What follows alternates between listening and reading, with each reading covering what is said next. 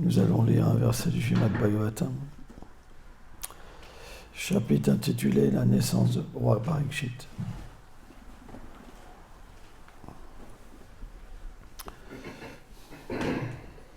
Douzième chapitre, verset 27.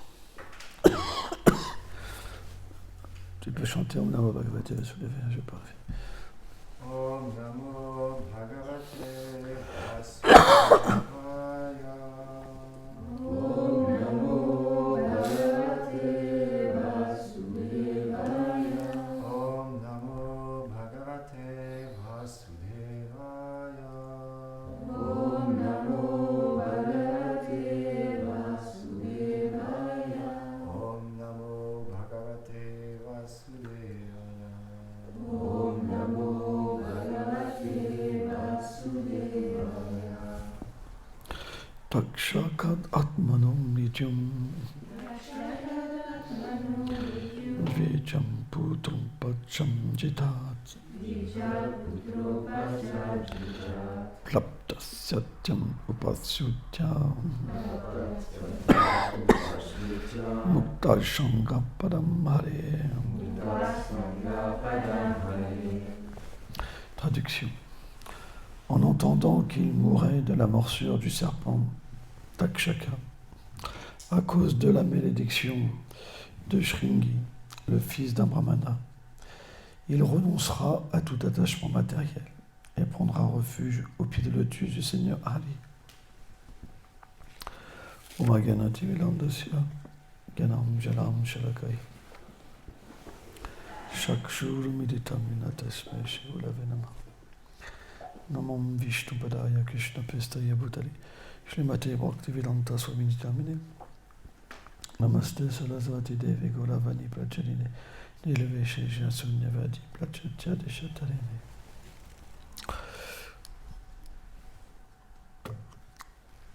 Donc, un jour, Parikshit est entré dans la maison d'un grand sage, et pour une raison mystérieuse, il a perdu un peu l'étiquette d'un roi parfait, puisqu'il y avait un sage qui était en méditation, en samadhi. Samadhi, ça veut dire absorption complète dans la vérité absolue. Quand cette absorption, elle est vraiment complète, ça veut dire que l'être n'a plus conscience de l'espace externe. Donc quand Parikshit il est venu dans cette demeure, le sage n'avait pas conscience de la présence de Parikshit Maharaj et il avait soif, Parikshit. Il a été pris par une grande soif, par la volonté du Seigneur suprême. Or, le principe védique, c'est que quand un invité vient, surtout un roi, on lui offre au minimum un verre d'eau. Et donc, Parikshit s'est mis en colère et il a vu la peau, la mue d'un serpent. Il l'a mis autour du cou du sage. Et donc, le sage avait un fils, Shringi, par laquelle l'âge de Kali, donc l'influence de l'âge de Kali, s'est exprimée. Et quand il a vu, en fait, son père habillé avec cette mue de serpent autour de lui, il s'est mis en colère et il a maudit Parikshit Maharaj de trouver la mort en 7 jours par le serpent. Et donc, quand son père est sorti du samadhi et que son fils, il a vu son fils en pleurant, et que son fils donc lui a expliqué ce qu'il avait fait, il n'a pas du tout accepté ce que son fils avait fait, parce que c'était démesuré, parce que Parikshit Maharaj était un grand dévot du Seigneur.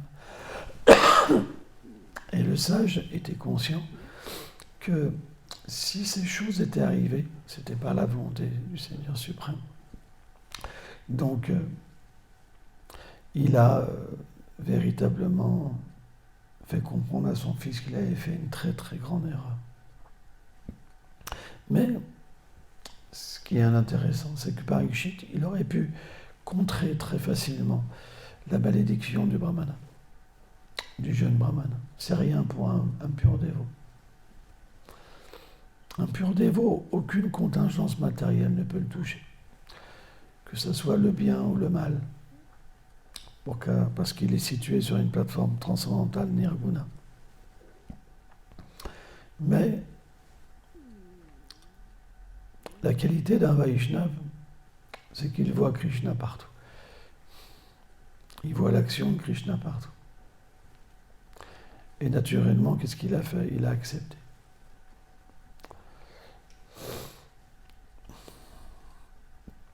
Et donc après, il a pu rencontrer Sukadev Goswami. On sait que tous les sages de l'univers donc se sont réunis dans un endroit particulier pour entendre Sukadev Goswami. Et Sukadev Goswami n'était pas un être ordinaire. Il errait nu, son corps était bleuté, il avait des yeux pareils de lotus, ses bras étaient très longs jusqu'aux genoux. Il avait donc un corps transcendantal. Et bien qu'il y avait d'énormes quantités de sages qui étaient présents, et que certainement il y avait des gens très qualifiés, dès qu'ils ont vu Sukadev, ils ont tous levé pour l'accueillir. Unanimement, ils ont réalisé que c'était le plus qualifié et qu'ils étaient jeunes à côté. C'est le principe. Et c'est expliqué que Sukadev, dans son absorption pour Krishna, il avait l'air comme un fou un peu. Et il y avait des enfants qui se moquaient de lui. Mais quand ils ont vu tous les sages l'accueillir, ils ont eu peur. Parce qu'ils ont compris que ce n'était pas quelqu'un d'ordinaire.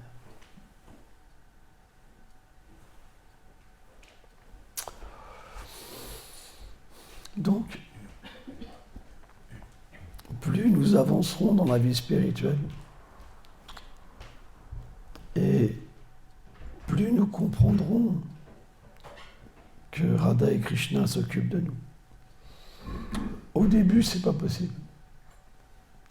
Au début, si tout va bien, c'est Radha et Krishna. Dès qu'il y a un test, c'est fini. Et puis personne.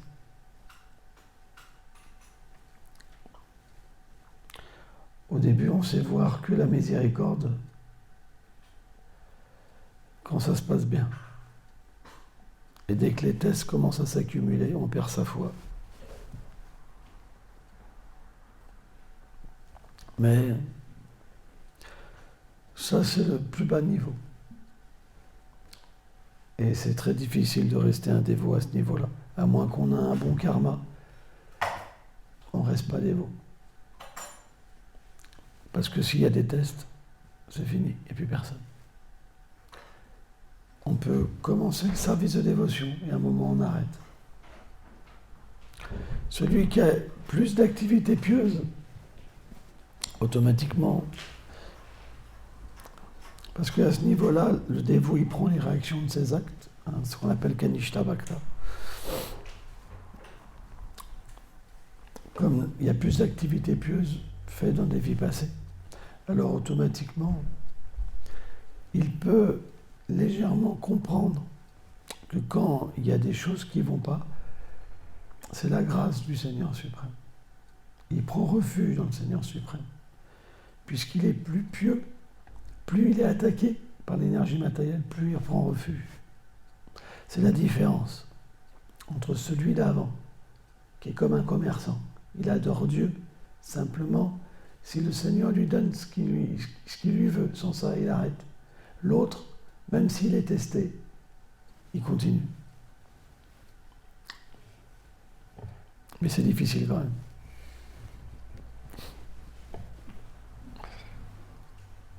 C'est pas qui dit comme la reine Kunti, donne-moi des tests, parce que quand il y a des tests, je me rappelle plus de toi, je suis plus près de toi, c'est pas comme ça.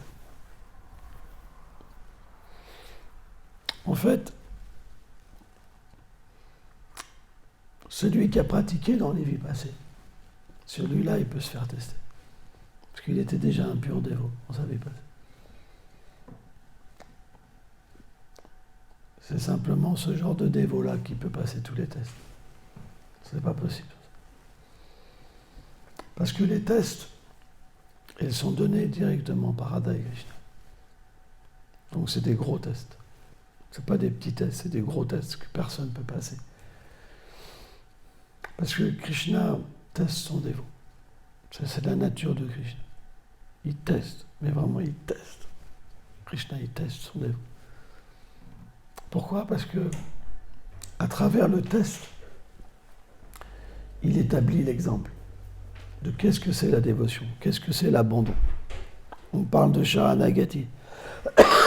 Accepter tout ce qui est favorable pour progresser.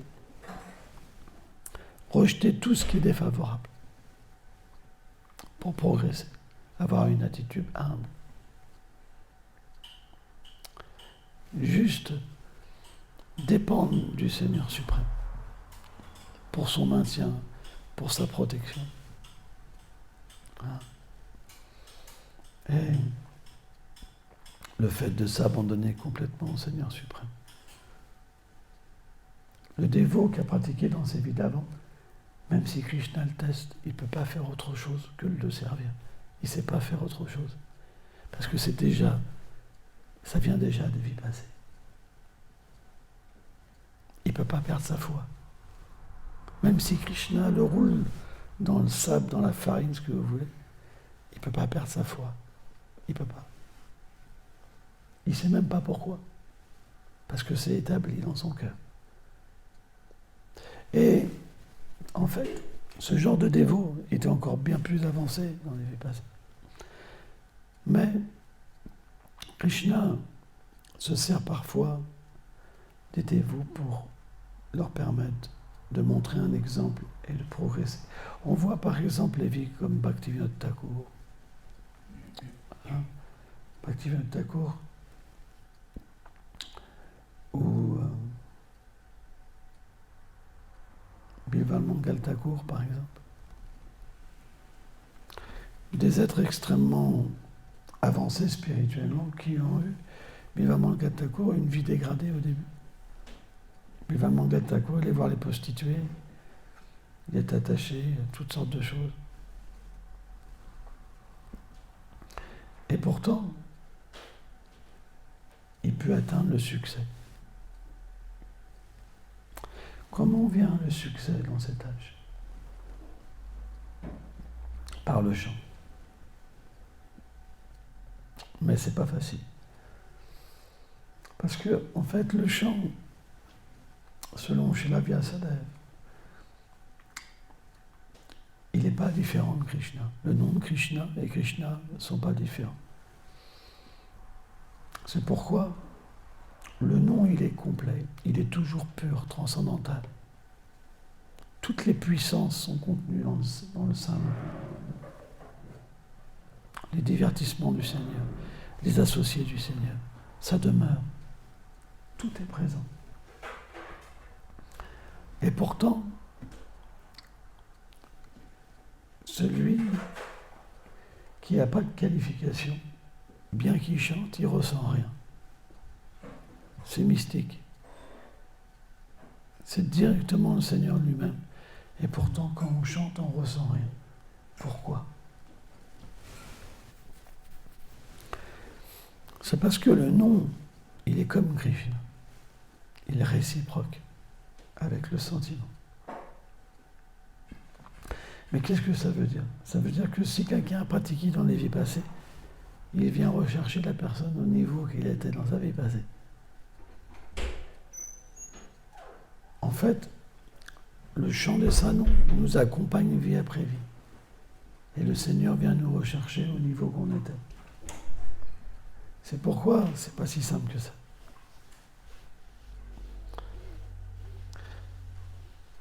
Parce que quand le chant décide de se révéler, vous n'avez rien à faire. Ça chante tout seul. Le cœur fond. Vous commencez à voir Vrindavan. Les oiseaux, les arbres, Radha et Krishna, tout se manifeste. Vous n'avez rien à faire. Parce que par votre pouvoir, Vous ne pouvez pas manifester ça. Ce n'est simplement quand Krishna est satisfait de votre service. Radharani, que toutes ces choses se manifestent. Et là, vous pouvez chanter des lacs, des lacs, des lacs. Vous avez toujours du goût. C'est très facile. Parce que dès que vous chantez, vous allez dans un autre monde. Je vais vous donner un exemple. Répétez tomate, tomate, tomate 1 million de fois, à un moment vous en avez marre. Hein. Va ou pas? À un moment, vous avez envie de faire autre chose. Je sais pas, manger une pizza, aller faire un petit tour au bord de la plage. Bon, c'est plus sympa, parce que là, ça va être assis pendant 10 plombes, là, à répéter un même truc. Donc, quand on n'a pas de goût, on ne peut pas chanter constamment. C'est pas possible. À un moment, ça sera fatigant. Vous pouvez chanter 3 heures, 4 heures, 5 heures, 6 heures, une fois de temps en temps, mais même 8 heures par jour, 10 heures par jour, tous les jours, ce ne sera pas possible. À un moment, le mental, il va arriver vers vous, il dit, attends là, j'ai le droit quand même à ma place là, hein. J'en ai marre, tu comprends ça? Est-ce que tu comprends? J'en ai marre, donc tu fais un break, ok? Non, mais et encore là, il est gentil. Hein. Et là, il vous attrape par le callback, il dit tu vas me mettre un peu de vacances, hein, parce que là, ça va pas. Là, on m'avait pas dit que ça allait se passer comme ça. On m'avait dit un petit tour, 2 petits tours, 3, 4, mais là, ça va un peu trop. Hein. Tu m'as trop chargé. Hein. Il craque.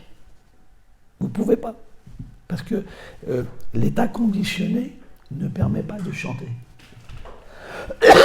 Parce que dans cet état conditionné, vous ne pouvez pas goûter le salon. Impossible. Donc, même si c'est le salon du Seigneur, à un moment, vous en avez marre. Vous voulez faire autre chose. Parlez de n'importe quoi sauf du salon. À l'état conditionné, c'est pas possible. Par contre, quand le Saint-Nom commence à se révéler et que votre nature éternelle se révèle, quand vous chantez, vous obtenez un autre monde, une autre place. Et cette place, elle est tout à fait agréable et merveilleuse. Vous pouvez chanter, chanter, chanter, parce que ce n'est pas la même personnalité qui chante. C'est l'âme. Et l'âme, elle a un corps. Elle a une forme, pardon. Elle a des yeux, elle a des oreilles, elle a des cheveux. Donc, quand vous vous exprimez à travers l'âme, le plan grossier, il dégage. Ce plan qui n'a pas de goût, ce plan qui veut ceci, qui veut cela, il ne peut pas s'exprimer. Donc, qu'est-ce qui se passe? Graduellement, à force de chanter, on obtient une autre nature qui va devenir plus prépondérante que l'ancienne nature, et on va pouvoir constamment chanter. Kirtanya Sadhari. Au point que le nom va chanter tout seul, en fait. Il va venir nous chercher pour accomplir notre service. On n'aura aucun effort à faire. C'est ce qu'on appelle Mahabhagavat.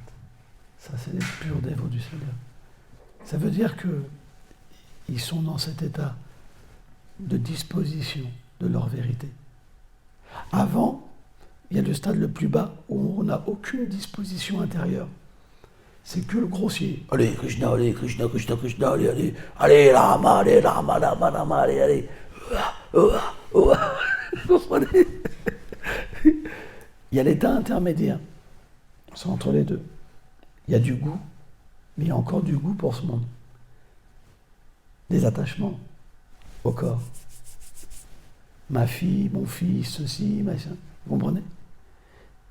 Donc automatiquement, comme c'est une vie mixte, on ne peut pas s'absorber complètement. Parce que ça revient nous chercher. Mais on est identifié en tant qu'un dévot. Et puis quand le Saint-Nom vient nous chercher, quand il est satisfait de ce service, donc ce service-là, ça se fait à ce niveau-là, entre les deux. Quand le Saint-Nom est satisfait, à ce moment-là, on passe à l'autre étape. Et l'autre étape, c'est quoi? C'est simplement qu'on découvre une autre vérité en nous-mêmes. Et à ce moment-là, on s'absorbe dans quelque chose qui est complètement facile. Parce que la vie matérielle, c'est difficile. Rien que pour respirer, moi. C'est difficile. C'est une vérité. Hein.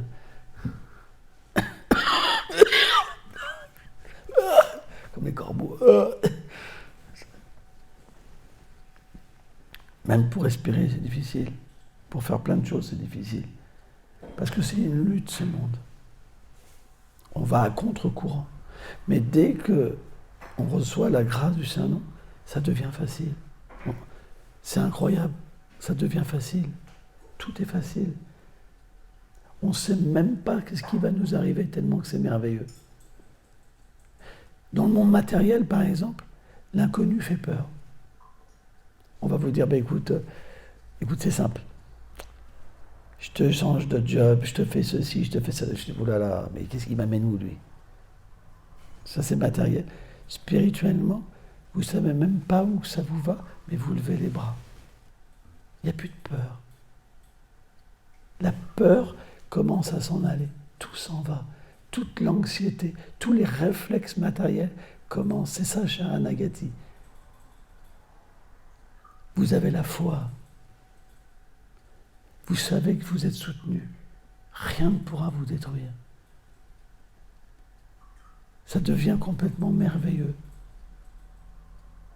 C'est une plateforme tellement facile. C'est pourquoi, si on veut être heureux, on n'a pas le choix que de prendre refuge dans le Saint-Nom. Mais on doit aussi accomplir notre service. Parce qu'on ne peut pas faire comme Haridas Thakur et juste chanter. Quand on est une âme libérée, on peut chanter parce qu'on va dans l'autre monde, dans le monde de Krishna. Mais tant qu'on n'est pas une âme libérée, on ne peut pas aller dans le monde de Krishna. Donc si on fait semblant de chanter tout le temps, à un moment on se casse la figure. Parce que on ne pourra pas véritablement goûter le Saint-Nom. Et on va être pris dans un piège de faire semblant par rapport aux autres, d'être avancé spirituellement, alors qu'il y a des choses à l'intérieur de nous-mêmes qui ne vont pas. C'est pourquoi, dans un premier temps, on doit chanter un nombre de tours et accomplir un service. Car par le service, on plaît au maître spirituel, aux acharyas précédents. Et on obtient la miséricorde de Shrimati Radharani. Et par cette miséricorde-là, le chant s'éveille. C'est pour ça qu'on ne doit jamais abandonner notre service pour chanter. Jamais. Et même les grands Vaishnavas, bien qu'ils chantaient purement, ils n'ont jamais abandonné le service que leur maître spirituel leur avait donné.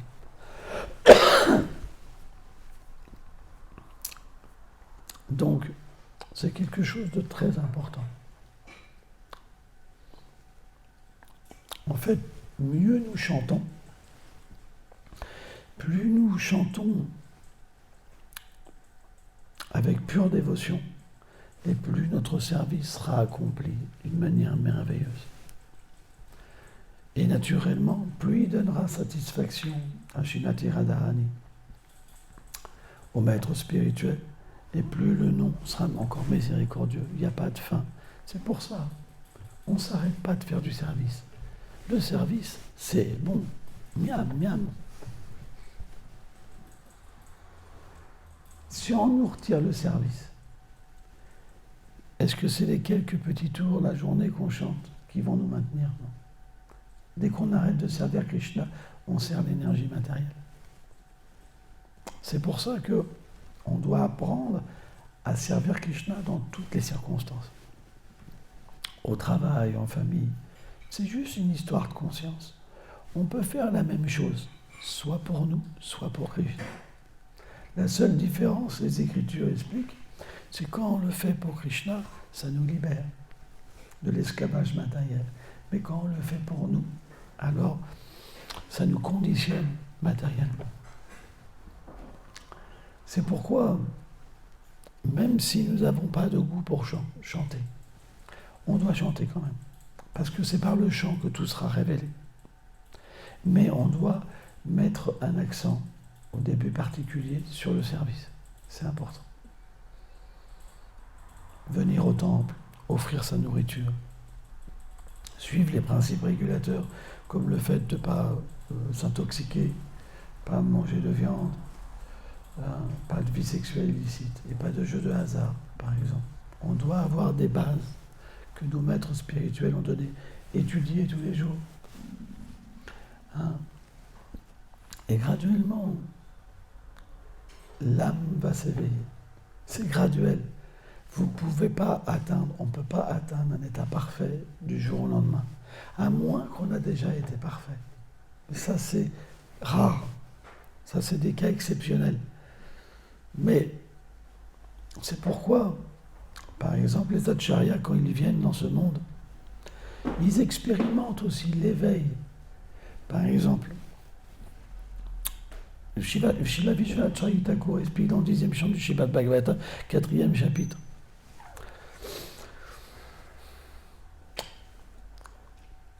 Quand il s'est adressé à Vasudeva et Devaki,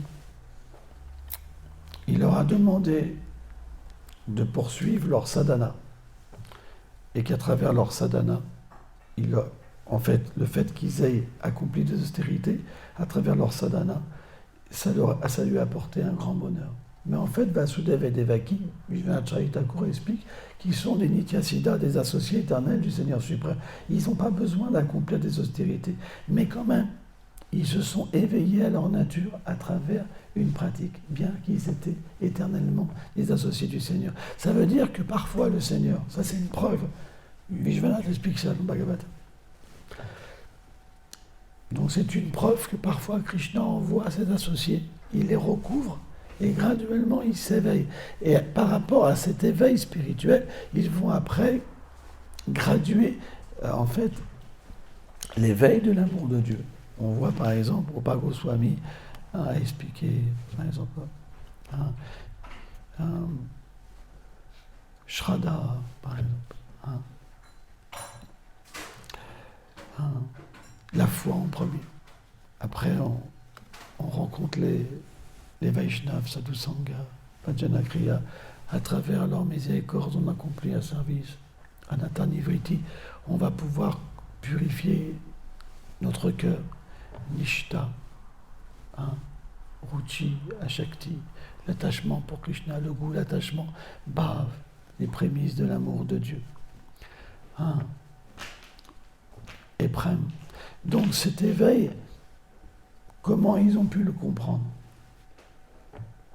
Comment ils ont pu le percevoir? C'est qu'ils l'ont vécu eux aussi pour l'expliquer. Donc tout ça, c'est le jeu en fait du Seigneur suprême. À travers ses dévots, le Seigneur explique comment la dévotion, comment le retour à sa personne s'effectue.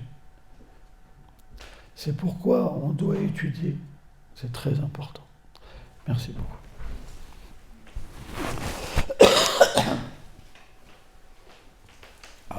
Est-ce que vous avez des questions?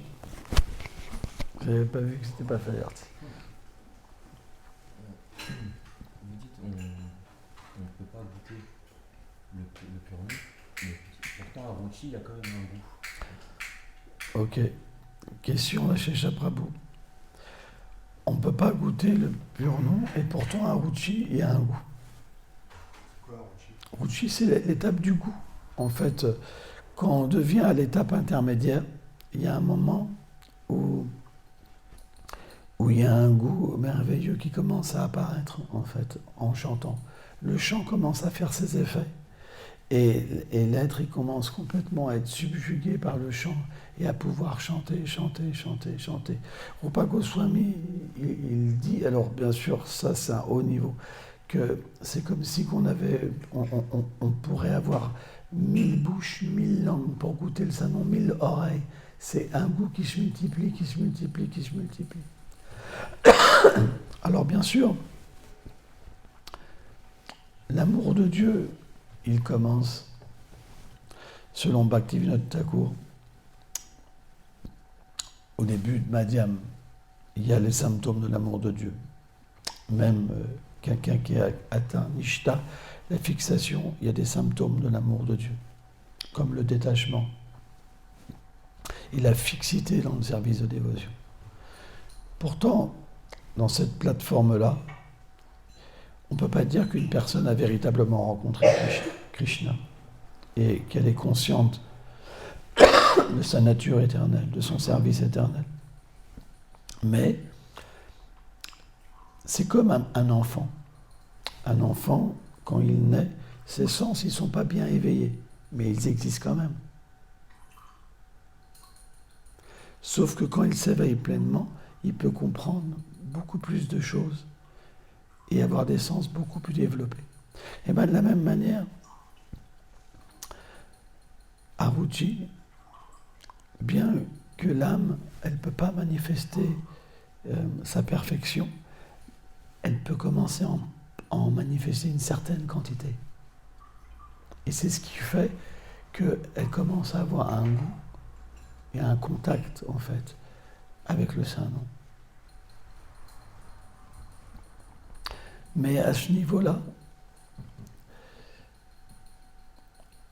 on n'est pas, comment dire, il peut avoir des moments plus forts, des moments moins forts, des moments plus forts, des moments moins forts.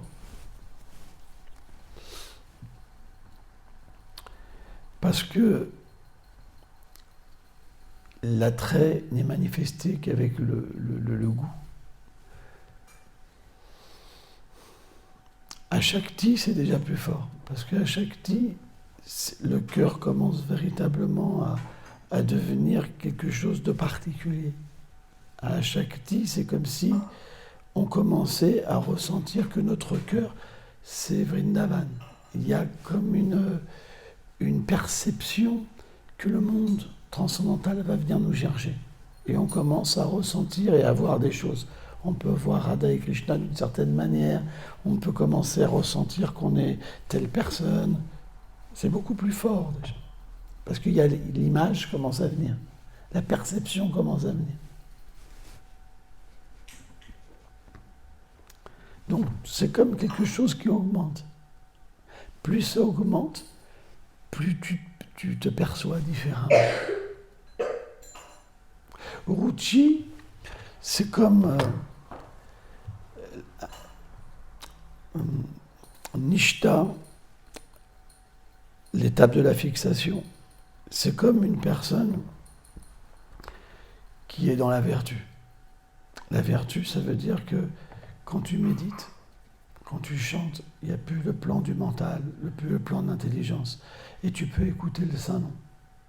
Tu peux écouter. Donc c'est une plateforme où tu purifies ton cœur. Et le mental, il peut être contrôlé pendant un bon moment, mais pas tout le temps.